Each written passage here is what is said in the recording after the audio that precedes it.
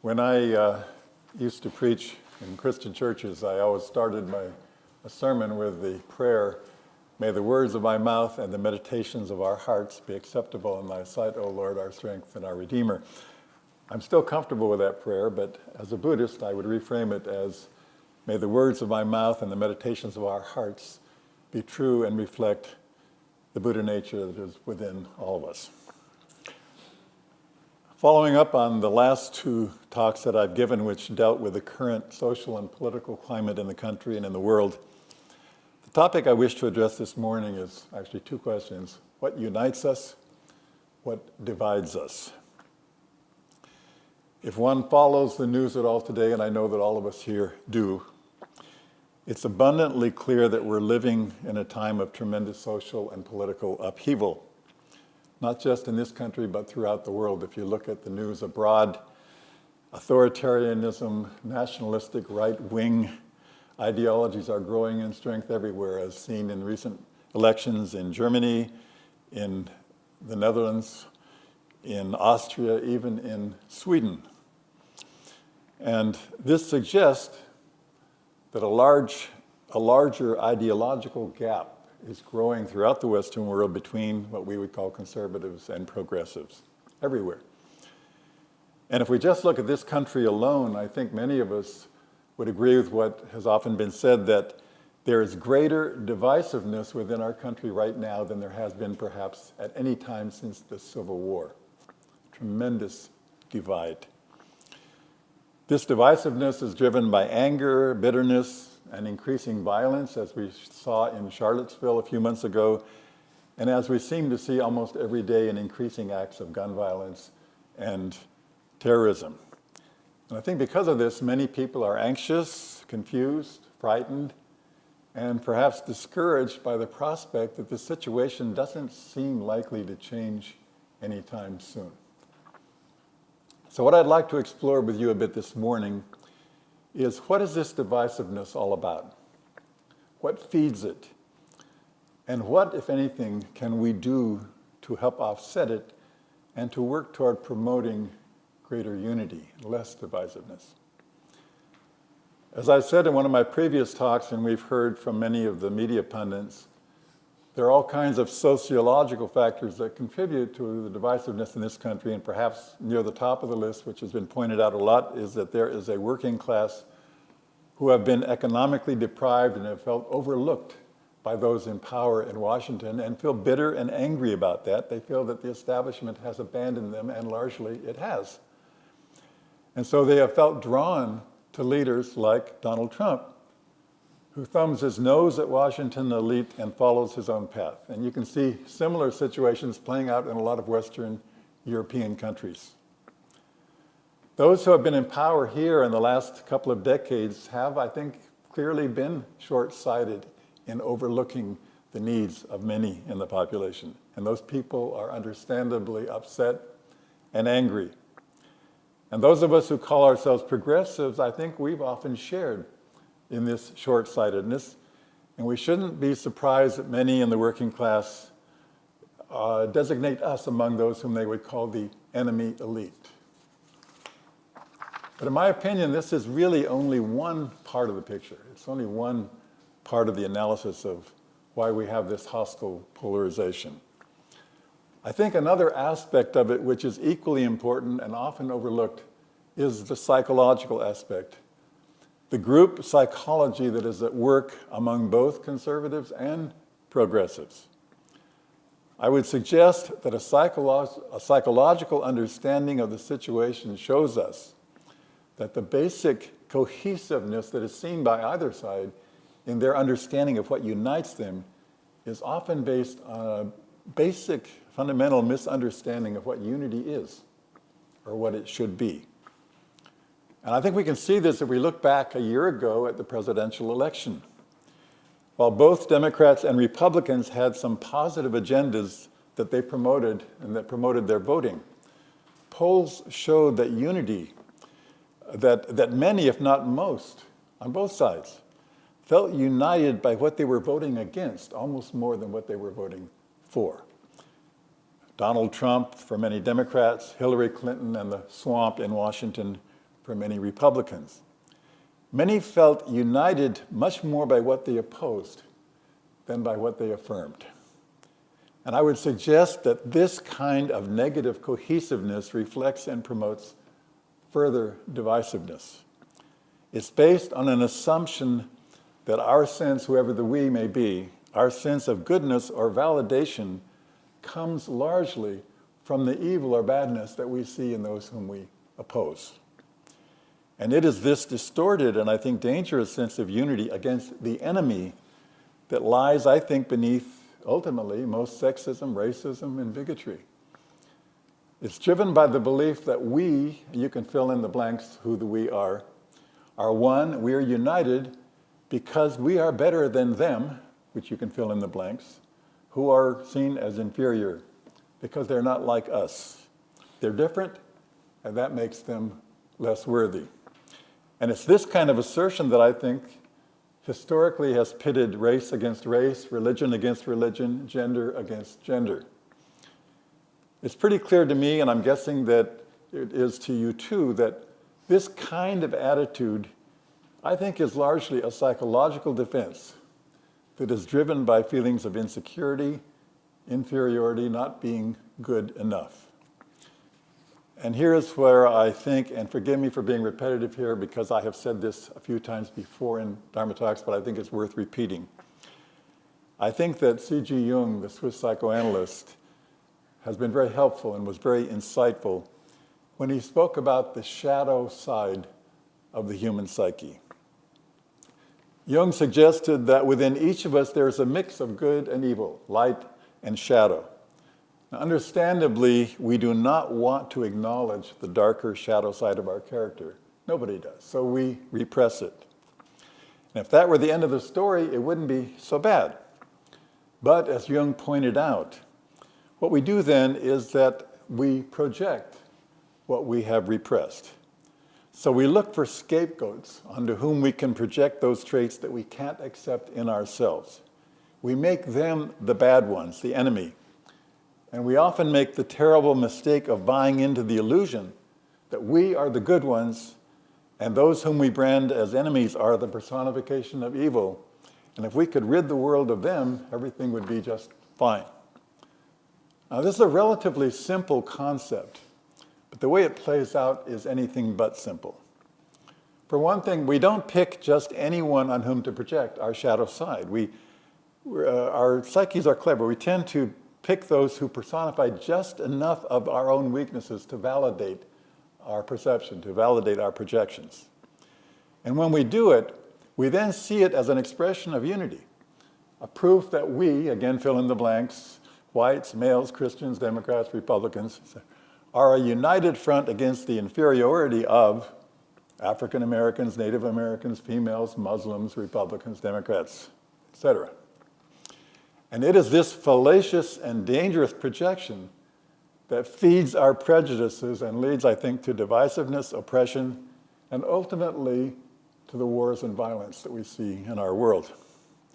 I think Jung was brilliant and prophetically correct in this understanding of how the collective psyche works in attempting to protect itself from the darker truths that it harbors. This dynamic of collective projection has plagued humanity since the beginning of recorded time. Now, again, I've used this example before, but I'm going to use it again because I think it's one of the most pertinent. One of the most obvious examples of this was Nazi Germany, where Germans who had experienced the loss of World War I and the collapse of their economy attempted to compensate for what was really a national inferiority complex by projecting their inferiority onto the Jews, who they then tried to exterminate. And if evil was seen as residing in the Jews, then all the noble and good was seen as residing by contrast in what Nietzsche called the great blonde beast, the Aryan race of German Nazis. In this country, we're not so innocent. In this country, white immigrant classes who came here largely because they were suffering from oppression in their home countries and then often received a hostile welcome when they arrived here, compensated by enslaving blacks and attempting to exterminate Native Americans. And then after the losses and hardships of World War II, as a nation, we compensated for our insecurity by demonizing first communists and more recently Muslims or jihadists. So I think that Joong was particularly insightful when he suggested that all of us, by virtue of being human, possess a dark shadow side, which contains all those personality traits that we abhor and are loath to admit exists within us. And to the extent that we can't own that shadow side, we have to create enemies onto whom we can project it. And thus begins the cycle of demonization and divisiveness. Now this is very tricky because in the dualistic world in which we live every day, there are ethical and moral differences between different groups and different ideologies. Those of us who promote love, compassion, and justice will clearly feel a sense of unity in our opposition to those whom we feel promote greed, hostility, and oppression. How could we not? That's been abundantly clear this last year under the current administration. One that by most measures would appear to personify greed, ignorance, racism, sexism, and bigotry. I would suggest that it is not an elusive sense of unity to feel united against what that administration stands for. Indeed, one might suggest it is our moral duty to do so. But where we have to be careful is therefore not to demonize those people, not to demonize Trump and those that follow him. Because if we do that, then we fall prey to the illusion that if we could just destroy Donald Trump and all those who follow him, that would solve the problem, which is frighteningly similar to Trump's idea that if we could rid the world of Muslims, jihadists, and maybe also immigrants, the world would be a happier and safer place. So our first task, as Joong has so wisely pointed out, is to acknowledge first our own imperfections, our own shadow side, which contains elements of the same greed, hostility, and oppressiveness that we see in our current administration. In short, coming to terms, if you will, with the Donald Trump that exists in each of us, because we each do have that within us, somewhere in the depths of our psyche. It's not a pleasant thought. I know I don't like it.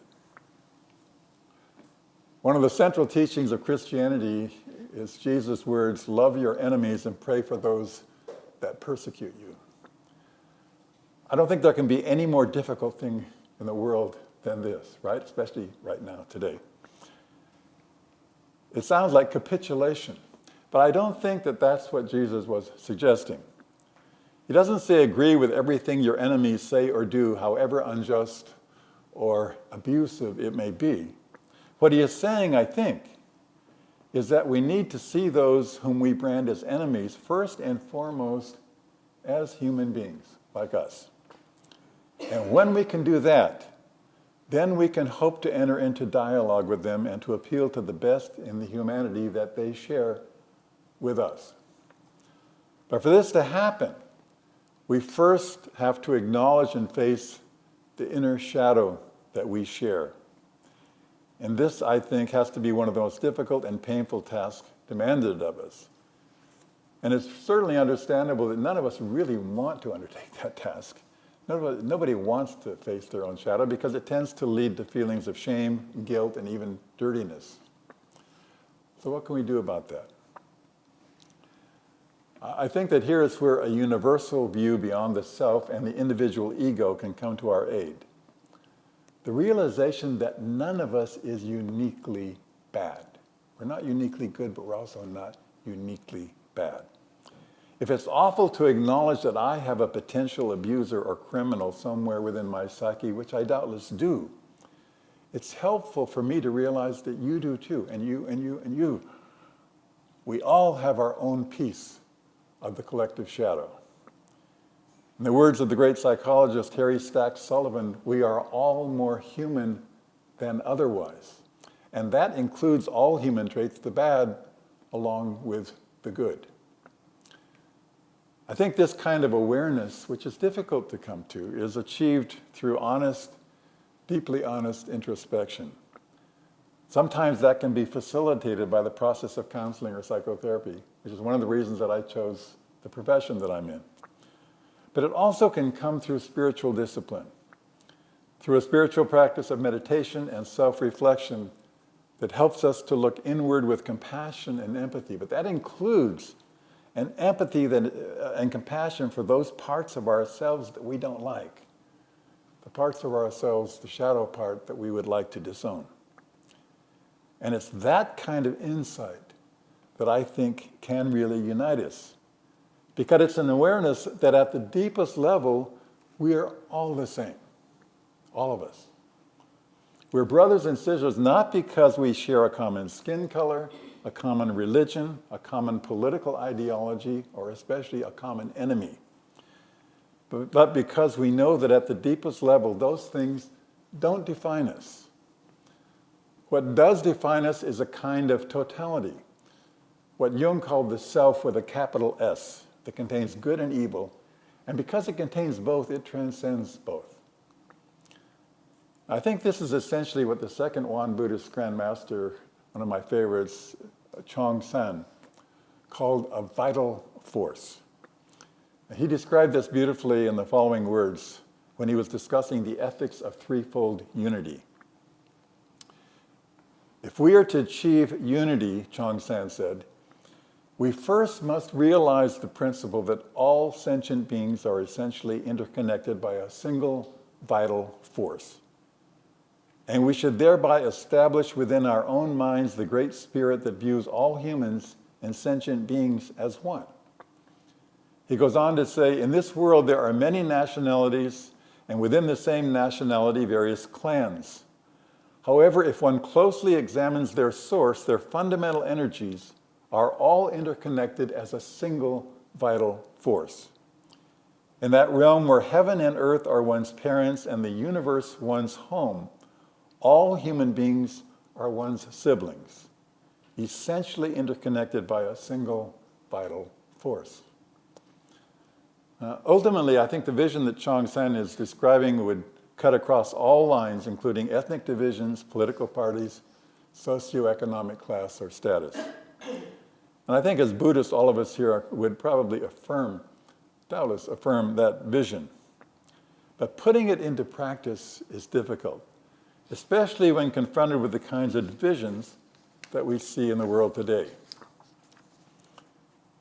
What I think we need to understand, hopefully, is that seeing all of humanity as being part of the same vital force does not mean, therefore, that there are no significant differences among us, and that these differences have no implications for our common welfare or for the future of our planet. The fact is that in this dualistic world in which we live, breathe, and mostly have our being, our thoughts and actions do matter a lot. There's a significant ethical dimension to human behavior. That's why we have rules and laws. That's why Won Buddhism teaches the study of facts and principles, the selection of right conduct, the 8 articles, the 4 general principles, the essentials of moral practice, which we recite here at the end of Dharma service every Sunday.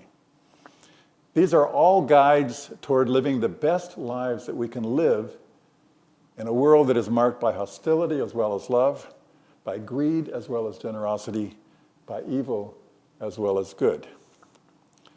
In seeking to live as much as possible within the principles of love, compassion, and empathy, which I think all of us here strive to do, we bear both individual and collective responsibility for making this happen. We're clearly responsible for everything that we say and do at every moment in our lives, and for the impact that our actions and words have upon others. Now, it's so easy to get caught up in feelings of resentment and hostility toward those whom we see as adversaries, and I don't know about you, but I deal with that every single day. I too often find myself fantasizing that some of our current political leaders will suffer some terrible fate, have a fatal accident, fall off a cliff, have a heart attack, or whatever. I'm not proud of those thoughts, but I also don't beat myself up for having them. In the current political climate, I think we're all vulnerable to such fantasies and thoughts. But believing in the principles of love and compassion that I learned both in the Christianity with which I grew up and in the Buddhism that has so shaped my thought for the last 20 plus years, I believe strongly that real change cannot come from antipathy and hostility. If we base our sense of unity too much on our shared antipathy toward those who we feel are the forces of destruction and hostility in the world, our actions are likely to be motivated by vindictiveness and revenge. And that, in the long run, I think, increases the divisiveness that diminishes all of us. Again, this is not to say that we do not today experience an appropriate sense of antipathy and even horror at those forces that tear apart our society and our world. But I think if we're going to see real, lasting, positive change and a movement toward greater unity among the various factions, this is going to have to come from two things. First, from accepting our own imperfections, our own shadow side, our own complicity in things being as bad as they are today. And secondly, by placing our emphasis more on positive change, both within our own fragile and divided psyches and in actions that seek to promote change that will help to erase the socio-economic forces that undermine justice and equality in our society. On a very practical level, what I am suggesting is this. Drawing on our own deeper spiritual awareness, our best selves, if you will, I hope and pray that all of us can put more energy into creating positive change. For example, change the makeup of the Congress of the United States in 2018. That would be huge. I would urge that we make an effort to put less energy into venomous attacks on the current political structure which feeds our inner feelings of helplessness and divisiveness, as difficult as that is today. And being aware of our own fallibility, our own weaknesses, our own inner shadows, our own complicity in the problems that plague the world, I would urge that we try to see those with whom we disagree not as demons, but that we share a common humanity, that they share a common humanity with us. And from that basic perspective, try to seek a dialogue and to work for change and greater unity. That's not easy. I think we clearly need to draw on our spiritual practice to help us achieve that. Through meditation, introspection, study, and the self-awareness that emerges from all that, I really do believe that we can hope to learn how to be positive agents of change, how to help move our families, our communities, our country, our world from toxic divisiveness toward some real unity. It's a tall order, sometimes overwhelming. But I think it's not just one worth striving for, but ultimately in the long run, it is perhaps critical to our survival and to the survival of our planet. A lot is at stake. Thank you for letting me share my thoughts with you this morning.